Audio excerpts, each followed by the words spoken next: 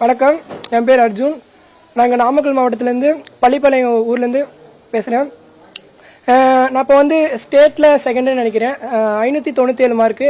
SPB Seshasayee paper நடத்துகிற ஸ்கூலில் படிச்சிருக்கேன். எங்கள் அப்பா அம்மா வந்து தறிதான் ஓட்டுறாங்க. கஷ்டப்பட்டு தான் படிக்க வச்சாங்க. டெய்லியும் நான் இது வரைக்கும் நான் ஸ்கூலில் ஒரு நாள் கூட லீவ் போட்டது கிடையாது.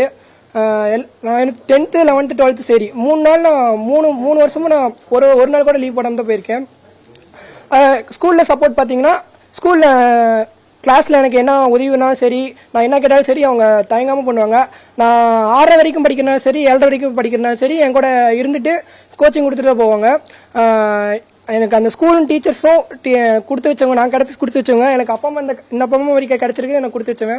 இப்போ தான் நான் தங்கமணி ஐயா வந்து கூப்பிட்டாரு. அவர்கிட்ட இப்போ தான் ஆசீர்வாதம் வந்துட்டு வந்தேன். அடுத்து வந்து நான் இந்த வருஷம் நீட் ட்ரை பண்ணேன். நான் மெட்ரிக் ஸ்கூலில் தான் படிக்கிறேன், ஸ்டேட் போர்டில் தான் படிச்சிருக்கேன்.